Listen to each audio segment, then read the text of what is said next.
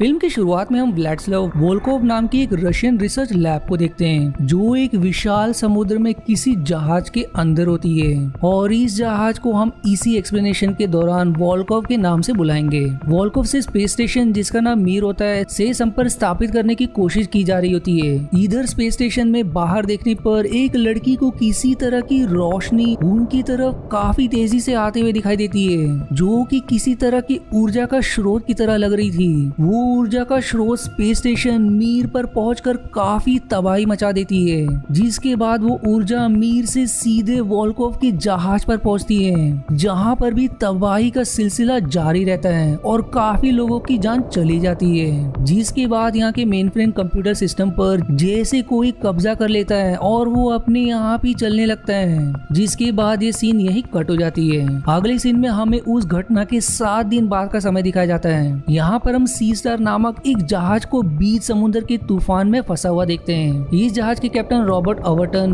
बहुत ही बड़ा शराबी होता है और उसके बाकी क्रू मेंबर के नाम केली, स्टीव, स्क्विकी, हाइको, वुड्स और रिची होते हैं। इस तूफान की वजह से पानी इंजन में घुसने लगता है और इंजन रूम का दरवाजा जैम होने की वजह से स्टीव जो कि एक इंजीनियर होता है वो वुड्स को दरवाजा खोलने के लिए कहकर खुद ऊपर चला जाता है। इधर इस तूफान की वजह से कैप्टन एवर्टन की कार्गो जो कि उस जहाज के साथ बंधी हुई थी वो पानी में सीधे गिर जाती है, पर भाग्य से कुछ देर बाद तूफान शांत हो जाता है और सब कुछ ठीक हो जाता है। इसके बाद अगली सुबह हम वुड्स और स्टीव को इंजन रूम से पानी बाहर निकालते हुए देखते हैं जहां पर वो एवर्टन की लापरवाहियों के बारे में बात कर रहे होते हैं और अब हमें पता चलता है कि तूफान की वजह से ये लोग रास्ता भटक गए हैं। इधर स्क्विकी रेडियो पर मदद बुलाने की कोशिश करता है लेकिन सामने से कोई जवाब नहीं मिलता।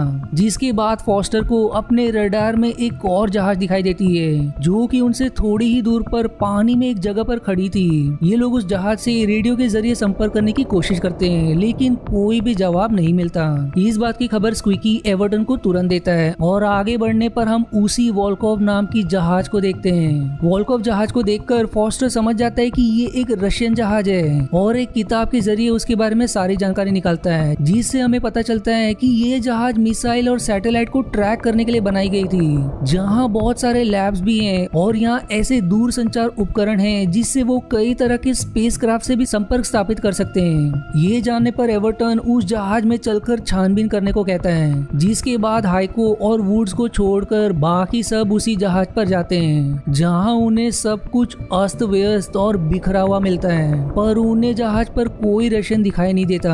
आगे जाने पर उन्हें सारे उपकरण खराब और बर्बाद हालत में मिलते हैं। जिसके बाद हम एवर्टन को थोड़ा मुस्कुराते हुए देखते हैं जिस पर स्टीव उससे उसकी खुशी की वजह पूछे कि तभी एवर्टन सबको बताता है कि अंतरराष्ट्रीय समुद्र के कानून के मुताबिक अगर आपको किसी देश की जहाज मिलती है तो उसे वापस लाने के लिए उस देश को पूरे जहाज का दाम 10% इनाम के तौर पर देना होगा। जिस पर सब इस पूरे जहाज के दाम का हिसाब लगाने लगते हैं जिससे उन्हें पता चलता है कि ये जहाज $300 मिलियन की है जिसका 10% यानी कि $30 मिलियन उन्हें मिलने पर हर एक के हिस्से में $3 मिलियन आएंगे जो कि बहुत ही बड़ी रकम है। ये जानते ही सभी एकदम खुश हो जाते हैं लेकिन फॉस्टर इतना खुश नहीं होती और वो एवर्टन से कहती है कि अगर उन्हें इस जहाज में एक भी जिंदा इंसान नहीं मिला तो उन्हें ये पैसे नहीं मिलेंगे। जिस पर एवर्टन कहता है कि इस जहाज में कोई नहीं है। इसके बाद एवर्टन स्टीव और स्क्विकी को नीचे ले जाकर जनरेटर चालू करने के लिए बोलता है, इसलिए स्टीव और स्क्विकी नीचे जाते हैं जहां स्टीव कहता है कि उसे एवर्टन पर बिल्कुल भी भरोसा नहीं है और वो लोग जनरेटर को चालू कर देते हैं जिसके चलते ही पूरे जहाज में बिजली आ जाती है और बिजली के आते ही फॉस्टर को चिंगारी दिखती है जिसमें से एक अजीब सा शोर आ रहा होता है जो कि कुछ ही देर में गायब भी हो जाती है।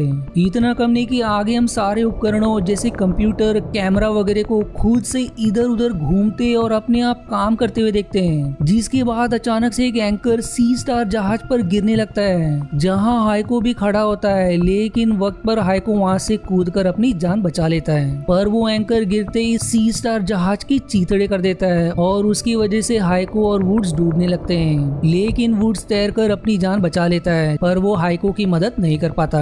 रेडियो पर स्टीव को इस सब का पता चलते ही वो स्क्विकी को छोड़कर ऊपर आता है और अपनी जान पर खेलकर हाइको को डूबने से बचाता है। जिसके बाद देखते ही देखते उनकी जहाज सी स्टार पानी में डूब जाती है जिस पर रिची का मानना होता है कि ये किसी ने जानबूझकर किया है और इस जहाज में उनके अलावा और कोई जरूर है। स्टीव तुरंत स्क्विकी को ये बात बताता है और उसे सावधान रहने के लिए कहता है। वहीं इधर एवर्टन वुड्स और रिची को नीचे स्क्विकी के पास भेजता है क्योंकि वो लोग अब दो दो के समूह में बटकर उस शख्स को ढूंढने लगते हैं जिसने शायद ये सब किया। फॉस्टर हाइको के साथ रुकती है क्योंकि हाइको के पैर में घाव हो गया था और फॉस्टर उसका मरहम पट्टी करने लगती है। जिसके बाद हम स्क्विकी को देखते हैं जिसे कुछ तारों के पास कुछ हिलता हुआ नजर आता है, जहां नजर घुमाने पर उसे एक मकड़ी नुमा रोबोट दिखता है जो स्क्विकी को भी तारों में लपेट कर मार डालता है। अगले सीन में हम फॉस्टर को हाइको का इलाज करते हुए देखते हैं जहां पर अचानक से कोई उन पर हमला कर देता है, लेकिन स्टीव उस हमलावर को मारकर बेहोश कर देता है। और जब स्टीव उस हमलावर का मास्क हटाकर देखता है तो वो एक लड़की निकलती है।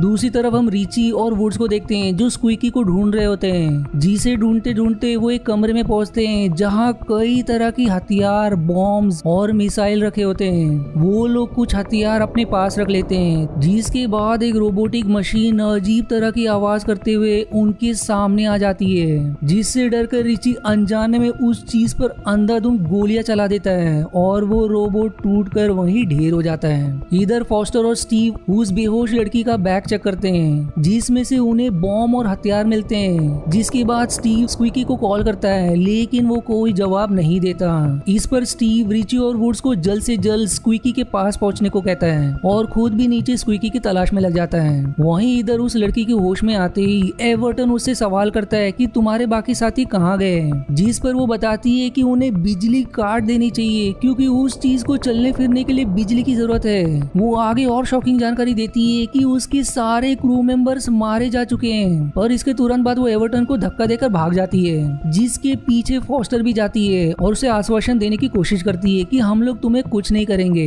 फिर वो उस लड़की से उसका नाम पूछती है, जिस पर वो लड़की अपना नाम नादिया बताती है। वो आगे बताती है कि मीर स्पेस स्टेशन से ट्रांसमिशन के दौरान कोई अनजान चीज उनके जहाज पर आ गई और उसी ने जहाज में मौजूद सभी 300 लोगों को मार दिया और उसने सारे उपकरणों पर भी कब्जा कर लिया।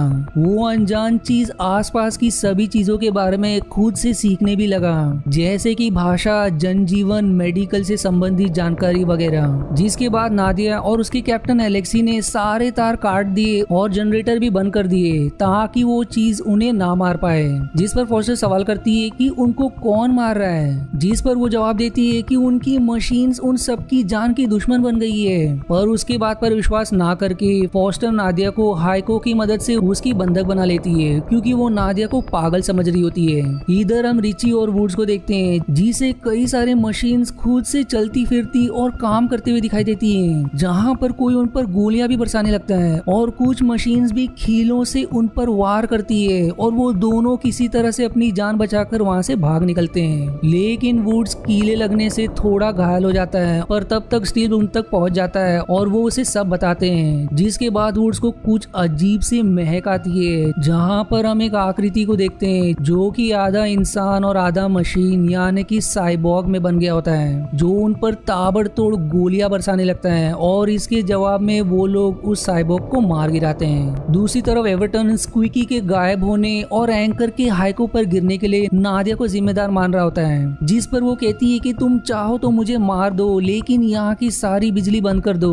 नहीं तो तुम सभी मारे जाओगे। फिर तभी वहाँ स्टीव, रिची और वुड्स उस साइबॉग की लाश लेकर आते हैं, जिसे देखकर नादिया कहती है कि ये उसके कैप्टन एलेक्सी की है और उन्हें रिवील करती है कि ये मशीन एक तरह का नया प्रजाति बनाना चाहती है जो कि आधे इंसान और आधे मशीन होंगे। जिसके बाद वो साइबॉग जो अब भी जिंदा होता है नादिया का हाथ धर लेता है, इसलिए सबको उसे मारकर नादिया को छुड़ाना पड़ता है। जिसके बाद उन सबकी आपस में बहस छिड़ जाती है कि नादिया सच कह रही है या झूठ। तभी फॉस्टर देखती है कि एक और तूफान उनकी तरफ तेजी से बढ़ रहा है, जिसके बाद उन्हें एहसास होता है कि ये जहाज खुद से चलकर अपने आप को उस तूफान से बचा रही है। और तूफान के टलने के बाद अब सभी लोगों को नादिया के बातों पर यकीन होने लगता है, इसलिए वो तुरंत उसकी मदद से नीचे जाते हैं और तुरंत स्क्विकी की तलाश में लग जाते हैं, जहां उन्हें स्क्विकी दिखाई तो देता है पर अब वो एक साइबॉग बन चुका होता है और उसके साथ एक बड़ा रोबोट भी होता है जिस पर गोलियों का कोई भी असर नहीं होता, जो देखते ही देखते वुड्स को वहीं मार देता है। जिसके बाद सब लोग एक कमरे में जाकर खुद को बंद कर लेते हैं, जहां पर रिची रेडियो से मदद बुलाने की कोशिश करता है, लेकिन एवर्टन गोली मारकर रेडियो तोड़ छोड़ देता है, क्योंकि लालची को डर होता है कि अगर उसने किसी और को बुलाया तो इस जहाज के बदले उन्हें पैसे नहीं मिलेंगे। जिस गुस्से में फॉस्टर एवर्टन को मारती है और उस पर चिल्ला पड़ती है कि अब तुम इंचार्ज नहीं हो। जिसके बाद वो लोग कंप्यूटर के जरिए मशीन से पूछते हैं कि वो उन्हें क्यों मारना चाहती है, जिससे उन्हें जवाब मिलता है कि मशीन्स मानव को एक वायरस मानती है और इसीलिए उन्हें मारकर इस दुनिया से खत्म कर देना चाहती है और वो साइबॉर्ग्स की नई प्रजाति का निर्माण करना चाहती है। जिसके बाद नादिया के कहने पर सब लोग मेन कंप्यूटर को ढूंढने लगते हैं ताकि इस जहाज को डुबाया जा सके, लेकिन एवर्टन उनका साथ नहीं देता और वो उनके जाने के बाद कंप्यूटर के द्वारा उन मशीन से संपर्क करके उनकी मदद करने के लिए कहता है। इधर सब लोग किसी तरह मेन कंप्यूटर के पास पहुंचते हैं, लेकिन वहां पर उनका सामना उसी बड़े रोबोट से हो जाता है, जिससे जान बचाने के लिए वो लोग ऊपर की तरफ भागते हैं और इसी अफरा तफरी में हाइको की भी मौत हो जाती है और इसी अब अपने तरीके से इन सब से निपटने के लिए चला जाता है। ऊपर पहुंचने के बाद वो लोग कम्युनिकेशन रूम में जाते हैं, लेकिन उनकी बात दूसरी तरफ नहीं जा रही होती। फिर तभी स्टीव, फॉस्टर और नादिया इस जहाज को आग लगाने का फैसला करते हैं, पर तभी वहाँ पर एवर्टन एक साइबॉर्ग के रूप में आता है, क्योंकि उसने उन मशीन से हाथ मिला लिया होता है, इसलिए मशीन्स ने उसे ऐसा बना दिया।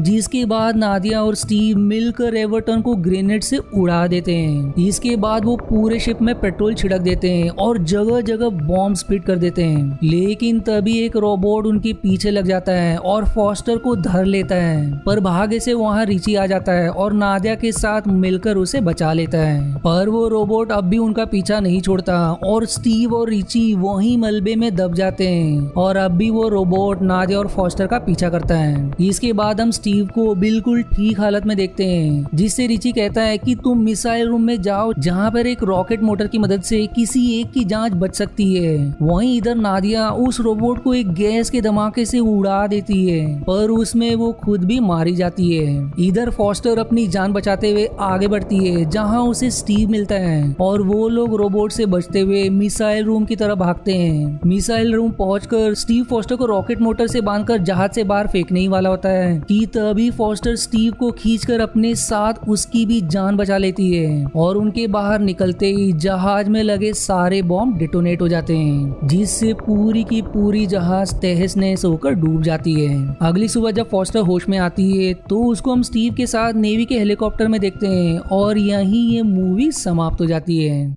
आशा है आपको मेरी एक्सप्लेनेशन पसंद आई। यदि हाँ तो प्लीज वीडियो को लाइक करना और चैनल को सब्सक्राइब करके सपोर्ट करना ना भूलें। मिलते हैं अगले एक्सप्लेनेशन वीडियो में, तब तक के लिए धन्यवाद दोस्तों।